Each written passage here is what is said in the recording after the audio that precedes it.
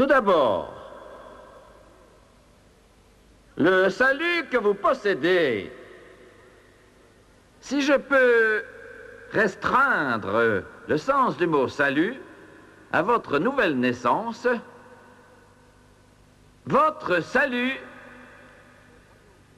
apporte peu en lui-même au royaume de Dieu. Mais avant que vous ne vous offensiez pour cela, réfléchissez un petit instant. Je vais répéter cela. Votre salut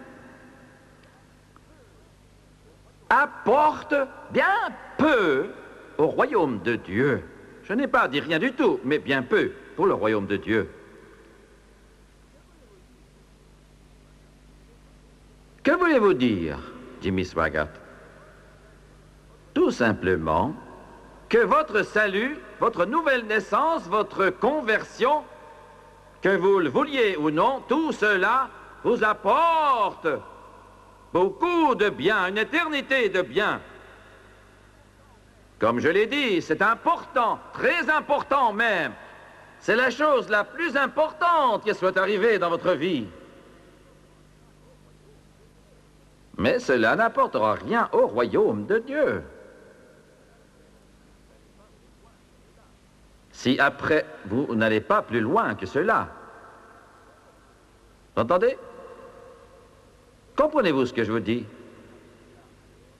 Une fois sauvé, si vous vous arrêtez là, votre nom est certes écrit dans le livre de vie de l'agneau et vous allez au ciel. Et si vous mourrez soudainement, vous allez directement au ciel. Oui, si l'enlèvement de l'Église a lieu, vous allez au ciel avec Jésus. Mais si nous parlons du royaume de Dieu, si nous nous arrêtons là, nous ne pouvons rien apporter, nous ne pouvons rien faire pour Jésus. Nous devons alors être baptisés dans le Saint-Esprit.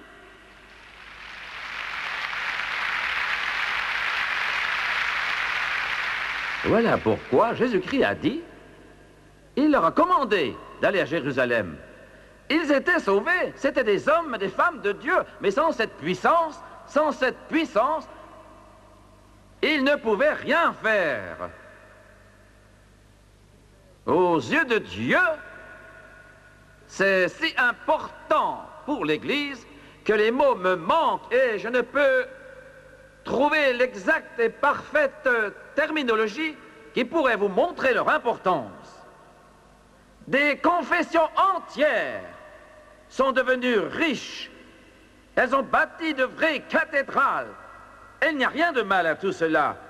Elles ont formé leurs prédicateurs, mais elles ont négligé et ignoré ce dont je parle ce soir. Elles en sont mortes d'une mort absolue, vraie, complète, mort, au point qu'elles n'ont plus aucune valeur terrestre ni céleste. Elles pourraient renoncer à tout et le ciel ne s'en rendrait pas compte. Écoutez-vous ce que je vous explique. Car la seule puissance que Dieu reconnaisse, c'est celle du Saint-Esprit. Nous venons d'édifier une nouvelle église chez nous, à Bâton Rouge, ce qui ne fait pas exception à ce que je dis. Mais mes amis, vous pouvez bâtir la plus grande église du monde, y installer les plus beaux tapis, vous pouvez embellir la chaire, poser des vitraux en guise de fenêtres et faire appel à de vrais artistes pour qu'ils dessinent de somptueux tableaux. Mais si vous n'avez pas le Saint-Esprit, si vous n'avez pas le Saint-Esprit dans votre église, vous gaspillez tout votre or, vous gaspillez le bois, vous gaspillez l'argent, vous gaspillez vos biens, parce que la puissance de l'église, c'est la puissance du Saint-Esprit.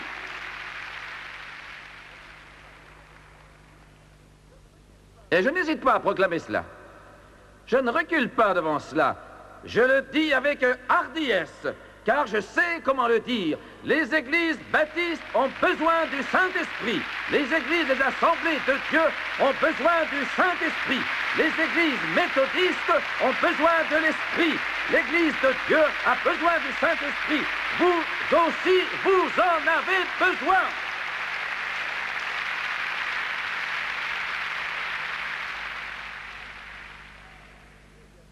Très bien. Deuxièmement, il y aura autant de différences en vous après que vous aurez été baptisé du Saint-Esprit, qu'il n'y en a eu après votre nouvelle naissance. Je vais le répéter d'une autre manière. Quand vous donnez votre cœur à Jésus, il entre dans votre cœur et votre vie. Et un changement miraculeux se produit par rapport au passé. Vrai? Quand vous êtes baptisé dans le Saint-Esprit, un changement nouveau intervient dans votre vie par rapport à votre état d'avant que vous ne soyez rempli de l'Esprit. Je parle de changement miraculeux. Votre style de vie va changer. Comprenez-vous ce que je vous explique?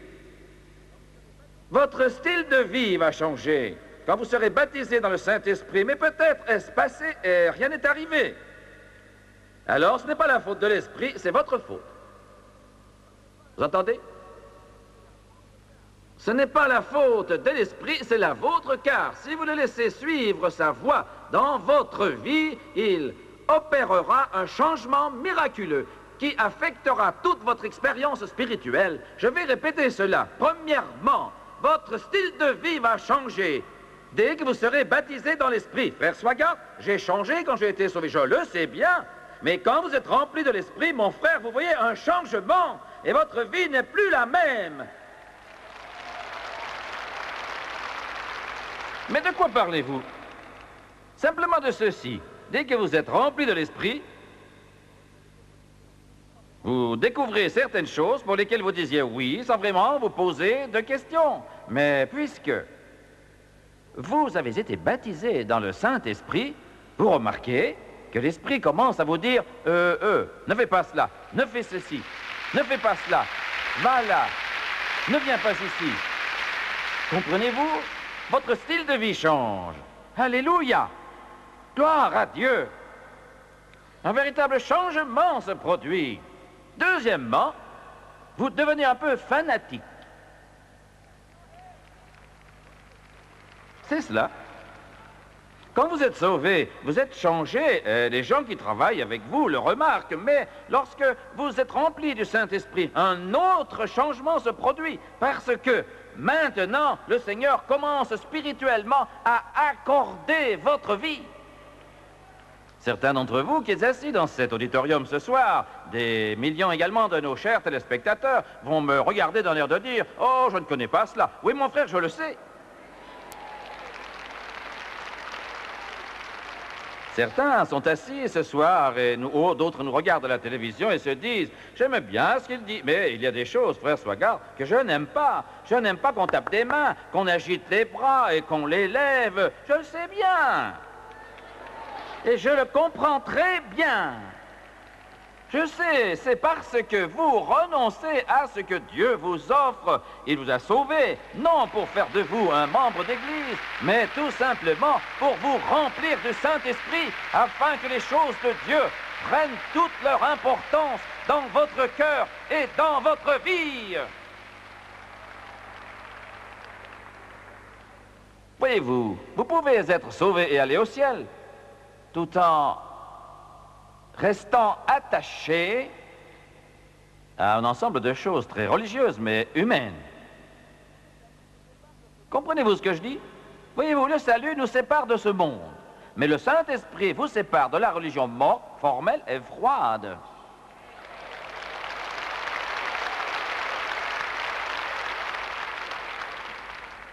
Quand vous êtes rempli du Saint-Esprit, c'est votre style de vie qui change. Ce qui veut dire qu'avant d'être rempli du Saint-Esprit, vous étiez quelque peu différent, mais c'est plutôt dans vos pratiques que vous aviez changé. Mais quand vous êtes rempli du Saint-Esprit, l'Église entre en vous. Comprenez-vous cela? L'Église rentre en vous. Et partout où vous allez, c'est l'Église. Quand vous allez au travail, c'est l'Église. Quand vous êtes chez vous, c'est l'Église. Quand vous êtes dans la rue, c'est l'Église. Quand vous allez quelque part, c'est l'Église. Car celui qui est en vous, celui qui est en vous, coule comme un fleuve. Et de votre être intérieur coule alors des fleuves d'eau vive. Seigneur, quelle vie glorieuse! Alléluia! Quand vous êtes sauvés, tout est transformé. Je vais m'occuper de vous, pentecôtistes, vous qui avez reçu le Saint-Esprit, mais qui avez ralenti. Vous avez ralenti. Alors écoutez-moi bien, ou écoutez un prédicateur, quel qu'il soit, qui prêche l'évangile de Jésus sous l'onction puissante du Saint-Esprit. Asseyez-vous un instant seulement et ne dites pas Amen, ne dites pas gloire à Dieu, vous ne répondez pas un mot si jamais le fleuve ne coule pas dans votre cœur et dans votre vie.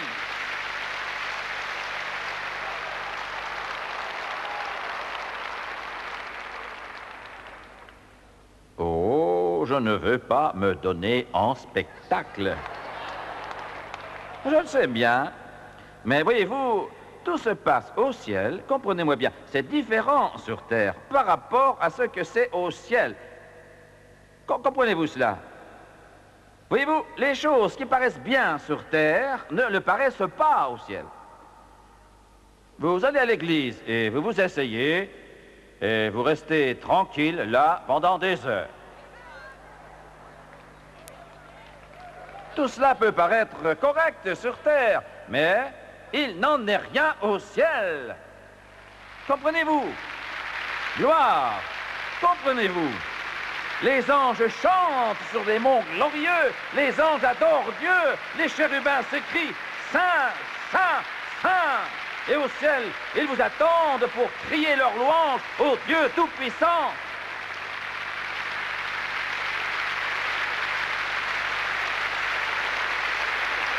Gloire à Dieu!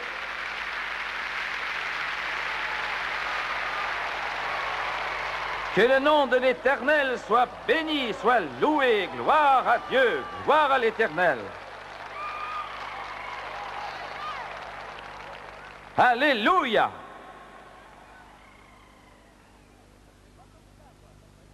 Vous dites, mais je ne fais pas comme cela, moi, je n'ai pas été élevé comme cela, frère Swagard. Votre éducation n'a vraiment rien à voir avec ce dont nous parlons.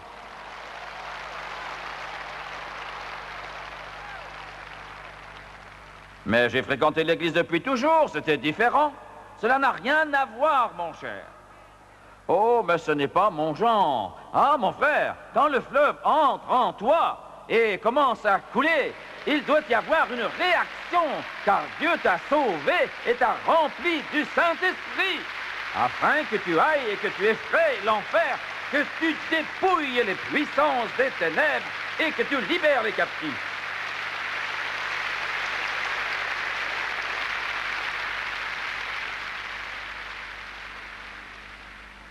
Mais comment pourrais-je exprimer cela? Comment en parler?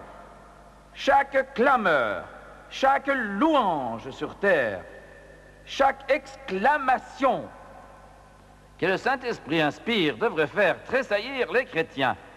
Il doit en être ainsi. Voyez-vous la différence? Oui, le monde est heureux quand il achète un vêtement. Il est heureux. Et s'il y trouve un défaut, il est malheureux. Quand il achète une voiture, il est heureux, mais que la boue la salisse, et il est malheureux. Vous suivez? C'est comme cela, les montagnes russes. Chrétiens, ce qui arrive n'a rien à faire avec ce qui vous arrive, parce que vous n'avez pas le bonheur, mais vous avez la joie, la joie, la joie, la joie. La joie du Seigneur sera votre force.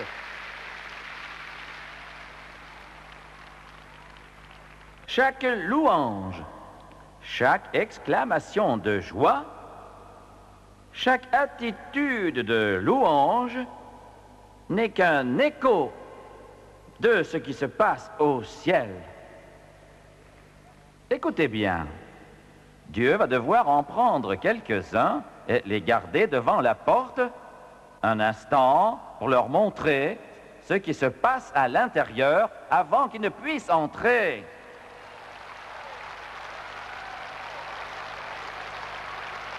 Gloire! Alléluia! Alléluia! Alléluia! Alléluia! Alléluia! Alléluia! Alléluia! Car lorsque le Saint-Esprit agit librement, tout change dans votre vie. Je dois reconnaître, cependant, que des milliers, que dis-je, des centaines de milliers de chrétiens ont déjà été remplis du Saint-Esprit et n'ont pas beaucoup avancé depuis. Très bien. Mais votre attitude générale envers l'Évangile va changer. Elle va changer entièrement. Votre expérience va calquer le livre des actes. Oui. J'étais à Détroit un jour pour des réunions pendant plusieurs jours. Nous sommes allés souvent à Détroit. Un frère m'a appelé un matin, un samedi matin.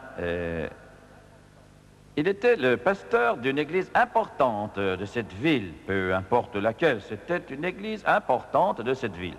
Je ne connaissais pas cet homme, mais il m'a dit, frère Swaggart, il m'a appelé pendant 1 heure, il m'a dit, mon église se dessèche, elle se meurt, personne ne vient. Il a dit, il n'y a plus d'intérêt, et si les gens ressentent la moindre chose pour Jésus, a-t-il dit, je ne sais pas, je n'ai rien perçu. Il a ajouté, je suis malheureux, je pense me retirer, fermer ma Bible, je vais arrêter, me retirer du ministère. Nous avons parlé pendant 1 heure, et à la fin, après l'avoir bien écouté, j'ai décidé de lui dire quelques mots. J'ai dit, mon frère, il te faut le Saint-Esprit. Voilà le fond du problème. Et alors, ce jeune prédicateur congrégationaliste m'a répondu, très bien. Il a dit, j'ai au moins 100, ou plutôt 1 millier de questions à poser. Il a dit, je ne sais que faire, je ne connais pas la réponse au sujet de l'esprit, et j'aimerais vous interroger. Et j'ai dit, bon, alors, je peux vous recevoir samedi prochain, le matin, à 8 heures précises. Et il a dit, d'accord. Le samedi matin, pour résumer l'histoire, j'étais là. Nous étions dans une pièce, j'étais alors au tabernacle de Brightmoor. Ils ont changé d'église depuis, mais c'était une grande salle de prière qui se trouvait près de l'estrade. C'était une grande pièce qui devait être, disons par exemple, aussi grande que cette estrade. C'était une salle de prière de la grande église de Brightmoor.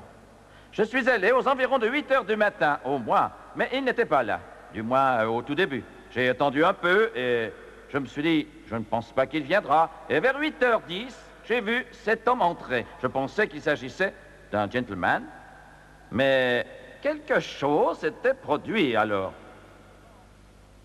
Il n'est pas entré simplement, il est entré en criant. Je me rappelle, il disait « Gloire au Seigneur, Alléluia », mais alors ce n'était pas un pasteur congrégationaliste. Il dansait près de moi et il descendait la pièce en criant les bras en l'air, tandis que je le regardais se démener. Je ne le connaissais pas, je pensais qu'il s'agissait de l'homme que je devais rencontrer, et j'avais une idée de ce qui était arrivé. Et quelques minutes plus tard, je l'ai rejoint, je me suis mis à louer Dieu avec lui. Et un peu plus tard, il m'a dit, frère Swaggart, je m'excuse. J'ai dit, pourquoi? Il a dit, je regrette, je n'ai pas pu attendre.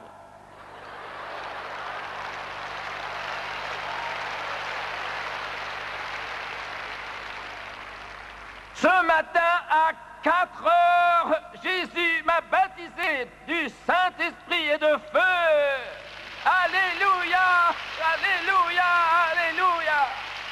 Seigneur, a-t-il dit, je n'ai jamais été aussi heureux. Il a dit, je ne pouvais plus supporter. Il a dit, ma femme et moi avions décidé de prier toute la nuit, s'il le fallait. Mais il a dit, Jimmy Swaggart, nous ne savions comment prier.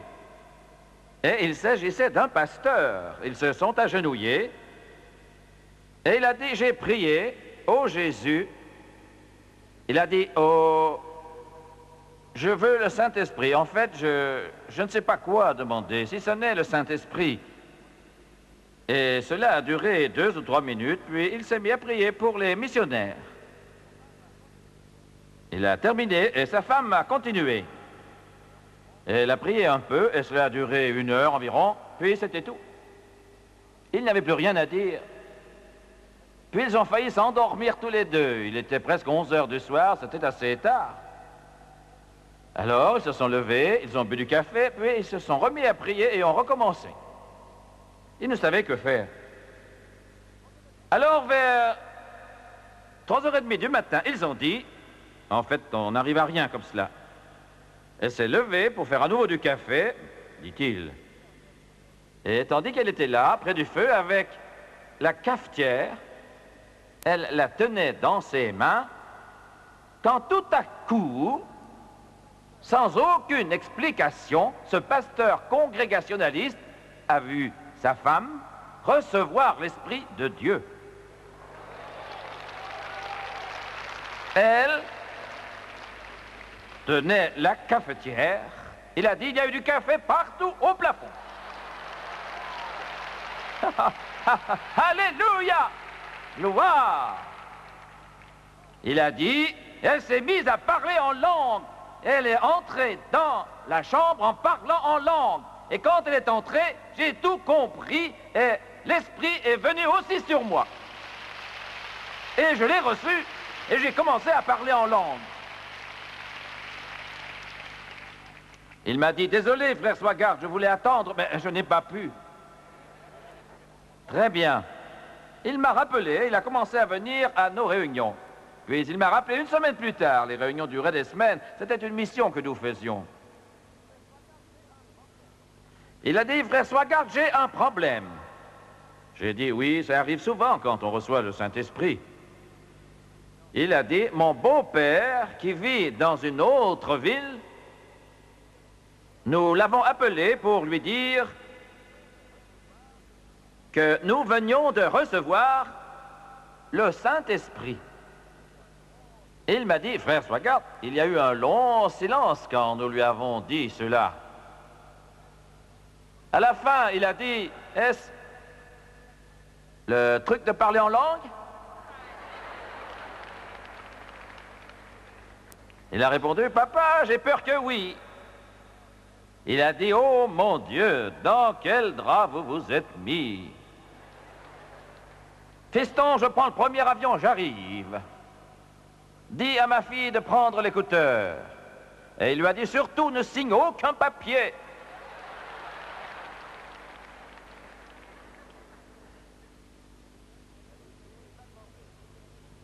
Il a dit, puis il m'a demandé comment j'avais reçu l'Esprit et je lui ai parlé de vous. Alors, il veut vous voir, vous. Il a dit, alors il peut venir? J'ai dit, il peut venir. Le samedi matin, j'étais à l'église à l'heure du rendez-vous et ils sont venus. Le jeune homme restait quelque peu en arrière, il était souriant et quant à son beau-père, il marchait devant lui. Le brave homme avait sous le bras un paquet impressionnant de livres, de vieux ouvrages. Je le revois encore, il a descendu l'allée centrale du tabernacle de Brightmoor avec sous le bras ces vieux livres. Il voulait me faire ma fête avec tous ces vieux livres-là. Et moi, je l'ai vu venir et j'ai dit, oh Dieu, que dois-je faire avec lui? Je savais qu'il était fondamentaliste, mais oui, j'ai dit, qu'est-ce que j'en fais? Et le Saint-Esprit m'a dit tout d'un coup, aime-le. Aime-le. Il avançait comme un soldat. Et arrivé au premier rang du tabernacle, il a déposé tous ses livres. S'est avancé et a dit, je m'appelle... il a tendu la main et je l'ai embrassé.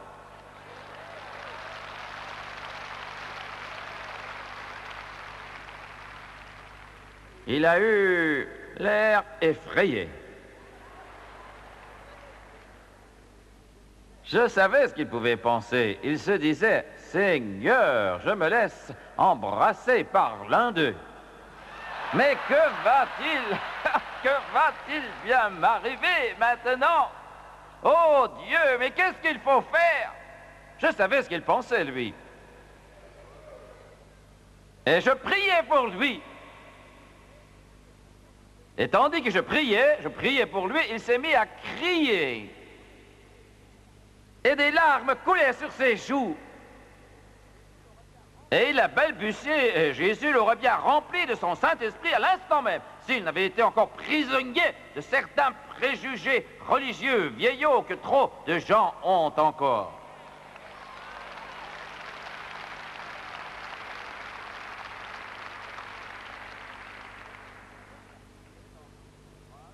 Alors il a fouillé dans tous ses ouvrages et il a dit, ça n'avait pas beaucoup de sens, je le sais. Il a dit, prouvez-le-moi d'après la Bible.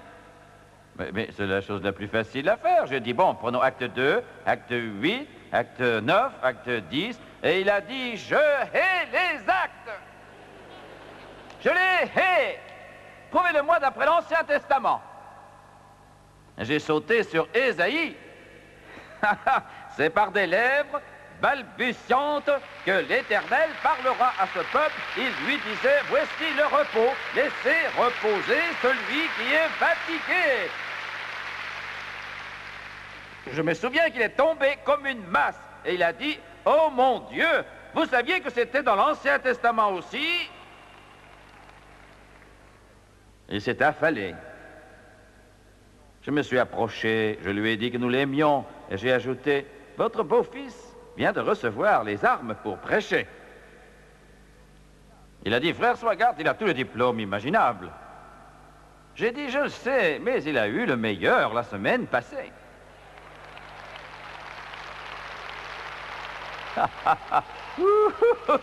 Alléluia. Il a dit, bon, je le reconnais. Je regrette de devoir le reconnaître. Mais avant qu'il ne reçoive ce que vous appelez le Saint-Esprit et le parler en langue, c'était le prédicateur le plus ennuyeux que j'ai jamais entendu de toute ma vie. Il a dit, hier soir, je l'ai entendu et j'ai réalisé tout le changement. Il est un autre homme. Il y a comme une source dans son âme. C'est un vrai miracle. Dernier point.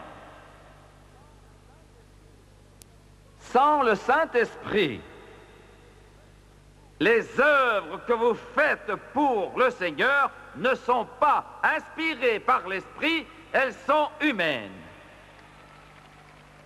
M'avez-vous entendu?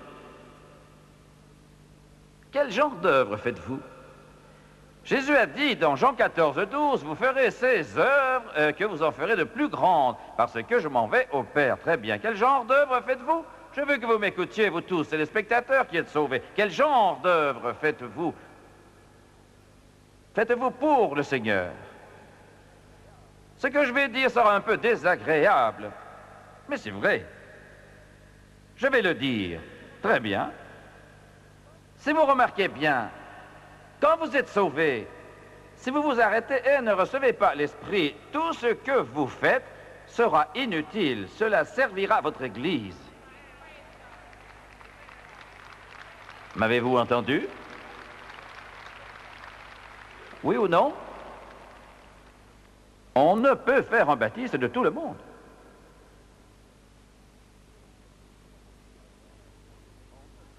Vous entendez? On ne peut faire de tout le monde un pentecôtiste. Vous voulez des âmes, mais si vous recevez le Saint-Esprit pour ensuite vous arrêter, votre travail sera surtout pour votre dénomination. Mais écoutez cette déclaration. Je suis Assemblée de Dieu, j'ai la communion des frères, mais je ne travaille pas pour les assemblées de Dieu.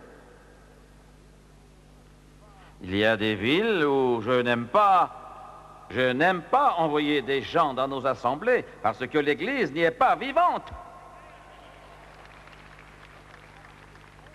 Je ne travaille pas pour mon mouvement, même si j'aime le mouvement auquel j'appartiens. J'essaie de faire sa volonté, son œuvre.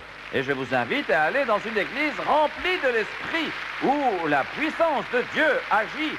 Peu importe si c'est une assemblée de Dieu, ou une église de Dieu, ou une église baptiste, ou nazaréenne, peu importe son nom. Cela est-il bien clair?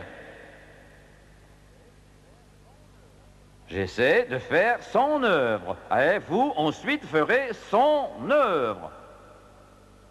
Vous m'entendez? Et non, l'œuvre de votre assemblée. Oh, votre assemblée, votre église peut être bénie par vous. Je ne dis pas non, et j'espère que vous comprenez ce que je dis. Mais votre engagement est changé. Vous me suivez? Vous aimerez toujours votre église. Il n'est pas question de l'oublier ni de la quitter. Je ne veux pas dire cela. Certains l'ont fait. Et certains devraient le faire.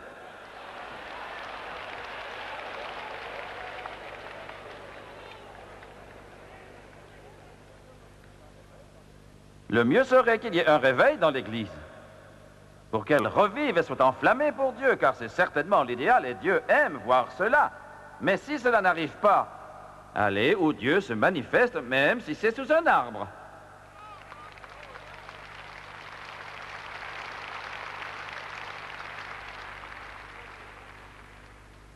Oh, comprenez bien cela. Il est important que vous le compreniez. Ma grand-mère a été la première dans notre famille à faire l'expérience du baptême du Saint-Esprit. Oh, l'heureux jour, oh, l'heureux jour. Cela a révolutionné notre vie, révolutionné nos vies pour toujours.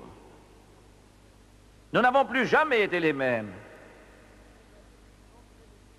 J'étais un petit blondinet de 8 ans, mais quand elle a reçu le Saint-Esprit, elle a été changée instantanément, miraculeusement, glorieusement. Elle est rentrée, et mon père, son fils, en la voyant, lui et ma mère ont pensé qu'elle avait perdu la raison. Alors ils allaient tous à la même église. Ils fréquentaient la même petite assemblée de Dieu, et tous étaient sauvés. Ma mère et mon père étaient sauvés, mais ils pensaient que ma grand-mère était folle. Ils pensaient qu'elle avait perdu la tête, qu'elle avait eu un incident de parcours. Mon père m'interdisait même d'aller la voir chez elle. En fait, il m'avait même dit, si tu y vas, fiston, je te frapperai jusqu'au sang.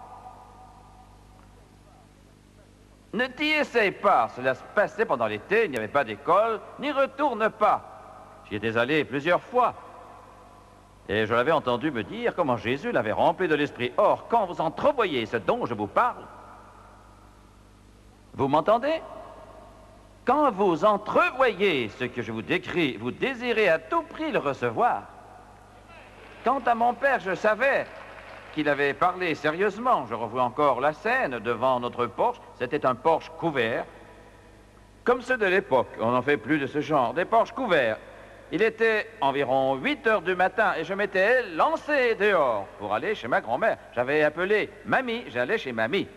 Il le savait, il m'a attrapé. Comme cela. Et je savais qu'il ne riait pas, c'était vraiment un homme, il savait ce qu'il disait. Il m'a fait tourner et m'a demandé, « Où vas-tu, fiston ?» Et moi, j'ai murmuré un peu. Je ne voulais pas lui dire, parce qu'il m'avait interdit d'y retourner. « Elle va te remplir la tête de ces histoires, de se parler en langue. Voyez-vous, je sais d'où vous venez la plupart, je le sais. » Alors, il m'a dit, si tu y retournes une seule fois, une seule, je retire ma ceinture, et quand j'en aurai fini avec toi, fiston, tu n'auras plus envie de voir ta grand-mère. J'ai dit oui, pas. Il est rentré à la maison, et il savait ce que j'allais faire. Je savais qu'il me battrait. Il ne le savait pas, mais moi, oui. Je suis allé droit à la porte. Et pourquoi? Pour aller chez ma grand-mère. Et aussi vite que possible. Je suis entré en trombe, comme je l'avais fait le jour d'avant, le jour d'avant, le jour d'avant, le jour d'avant.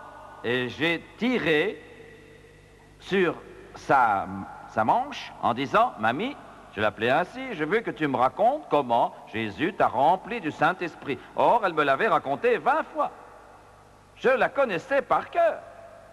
Je savais ce qu'elle allait dire. Elle me le disait 3 fois par jour. C'est pourquoi mon père voulait me battre, parce que j'y allais 3 fois par jour. Je n'avais que 8 ans, j'y allais à 8 heures du matin, à 1 heure de l'après-midi, et encore vers 6 heures l'après-midi. Je disais la même chose, et elle me racontait la même histoire, comment Jésus l'avait rempli du Saint-Esprit. Je connaissais l'histoire. Je pouvais la raconter mieux qu'elle. Je savais comment elle commençait. Je connaissais les mots qu'elle emploierait. Mais vous saviez pourquoi j'y allais? Je n'avais que 8 ans et j'avais plus de sens spirituel que la plupart de nos théologiens. Vous savez pourquoi? J'y allais et une fois là-bas, je m'asseyais sur le plancher. Je ne peux plus le faire, mais je m'asseyais à l'indienne sur le plancher. Elle s'asseyait sur une chaise et alors je la fixais des yeux. Elle préparait une tasse de thé chaud. Elle le goûtait, s'asseyait, sans plus toucher à son thé, car elle était toute occupée à me dire comment Jésus l'avait baptisée de l'Esprit. Je m'asseyais et j'attendais.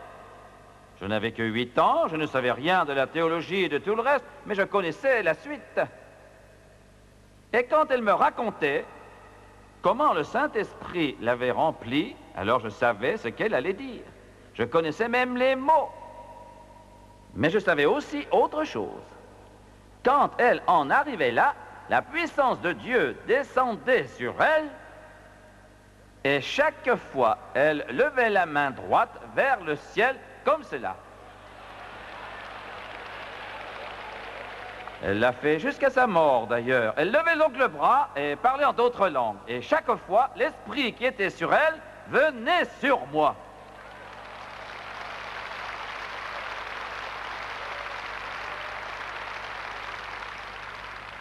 Alléluia! Je sentais la chair de poule dans tout mon corps. La racine de mes cheveux frissonnait et je sentais la puissance de Dieu. Et je restais assis en disant, je le veux, moi aussi. Je veux ce que tu as, je veux ce que tu as. Et quelques jours plus tard, il m'a donné ce qu'elle avait. Alléluia! Alléluia! Alléluia! Je ne parle pas d'un petit supplément, je parle d'une vraie révolution, d'une expérience qui change la vie, le baptême dans le Saint-Esprit. Recueillons-nous quelques instants. Gloire au nom du Seigneur. Alléluia, alléluia, alléluia, alléluia, alléluia, alléluia.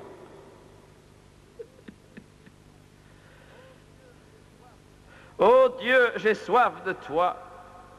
Je suis lassé de la chair.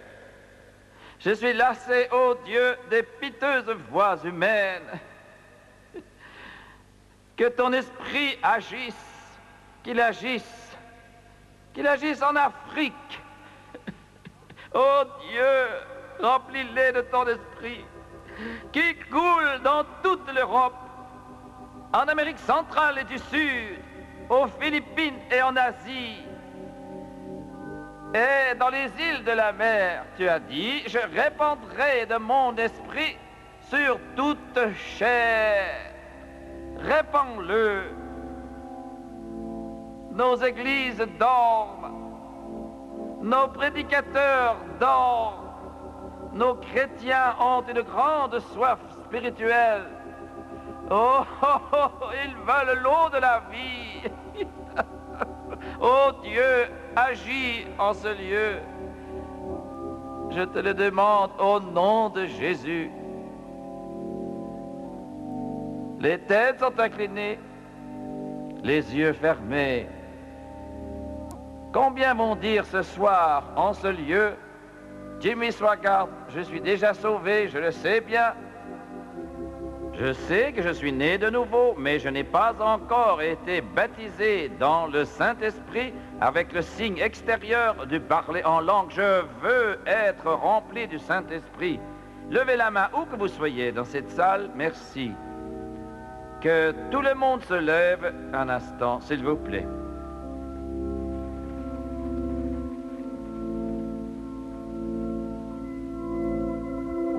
Gloire à Dieu. Écoutez attentivement, pensez maintenant à Jésus. Pensez tous maintenant à Jésus ce soir. Ne pensez pas à autre chose. Pensez seulement au Seigneur. Dieu va accomplir de grandes choses parmi vous ce soir. Alléluia. Alléluia. Alléluia.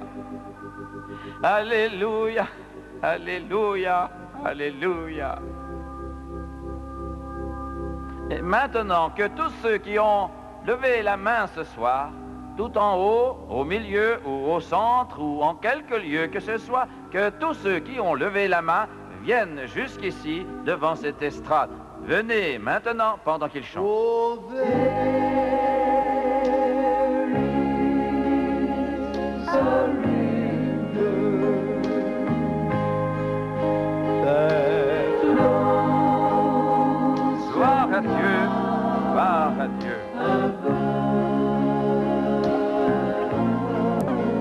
Alléluia, Alléluia.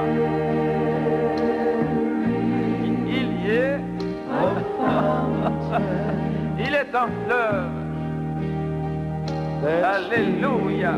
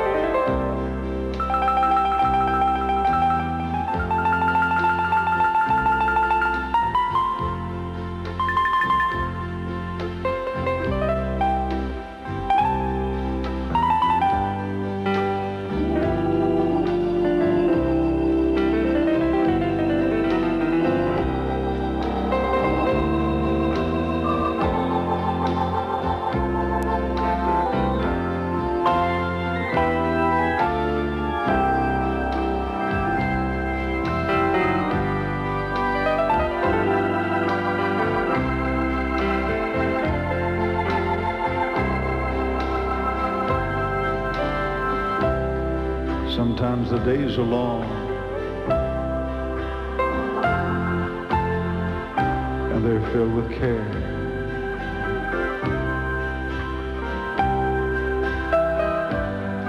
But I just go to Him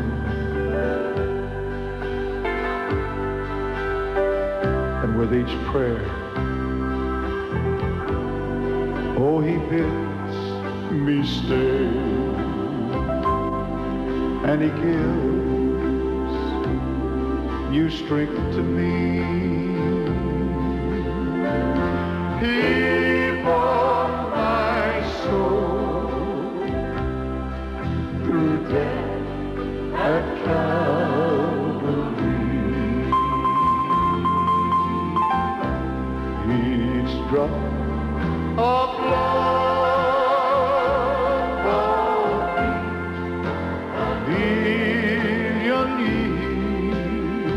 thank you, Master, yes.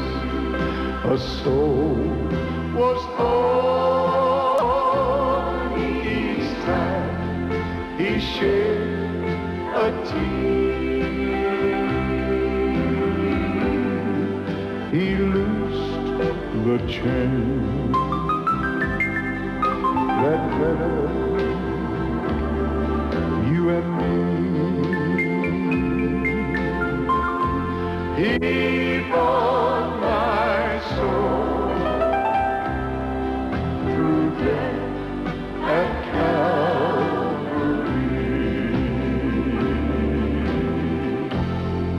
He bought my soul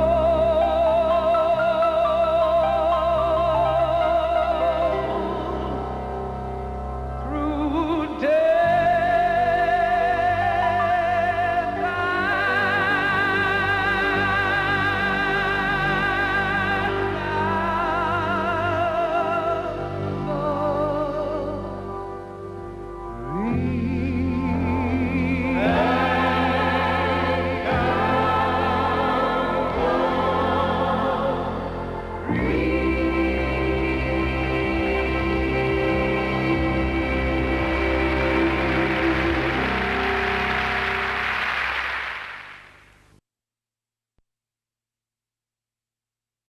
l'esprit qui était sur elle venait sur moi.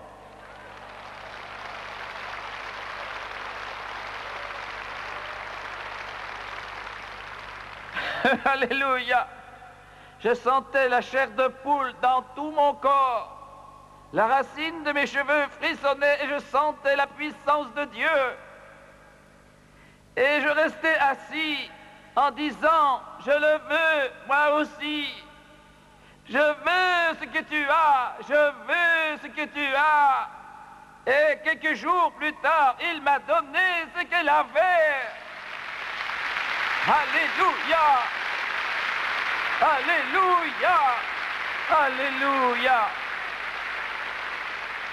Je ne parle pas d'un petit supplément, je parle d'une vraie révolution, d'une expérience qui change la vie, le baptême dans le Saint-Esprit. Recueillons-nous quelques instants. Gloire au nom du Seigneur. Alléluia, alléluia, alléluia, alléluia, alléluia, alléluia.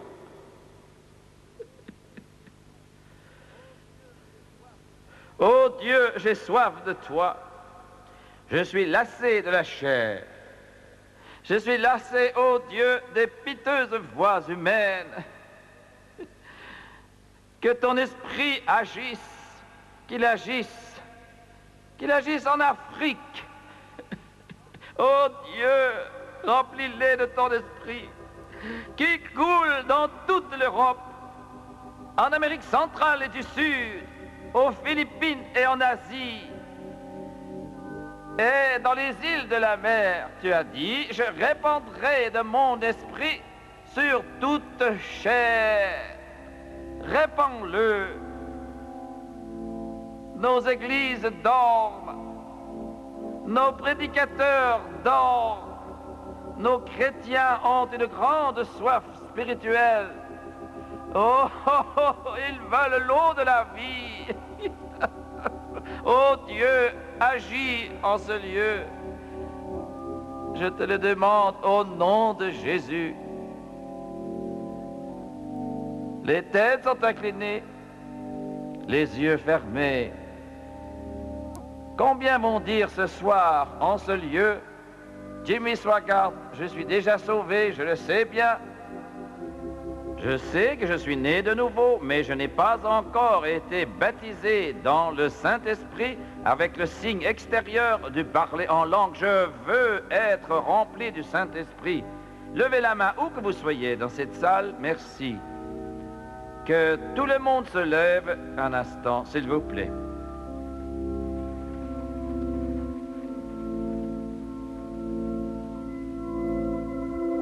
Gloire à Dieu. Écoutez attentivement, pensez maintenant à Jésus. Pensez tous maintenant à Jésus ce soir. Ne pensez pas à autre chose. Pensez seulement au Seigneur. Dieu va accomplir de grandes choses parmi vous ce soir. Alléluia. Alléluia. Alléluia. Alléluia. Alléluia. Alléluia.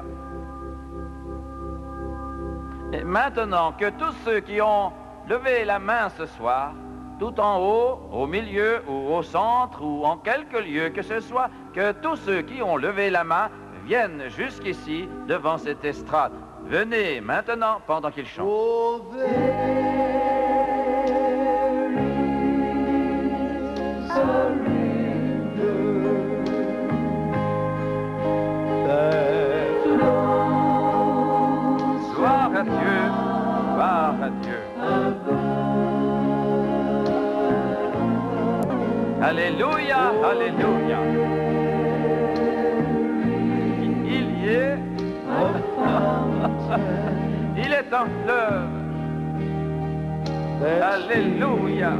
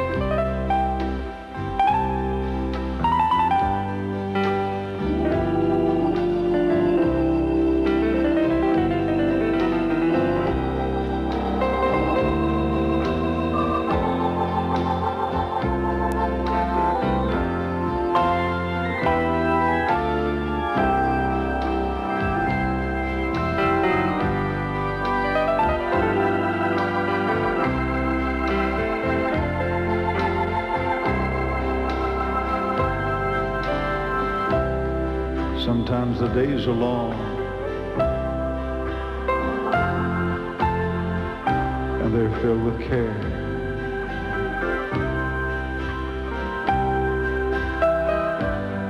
But I just go to him and with each prayer, oh, he bids me stay, and he gives new strength to me. He bought my soul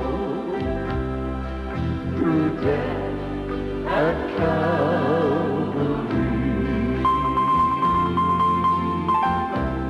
Each drop of blood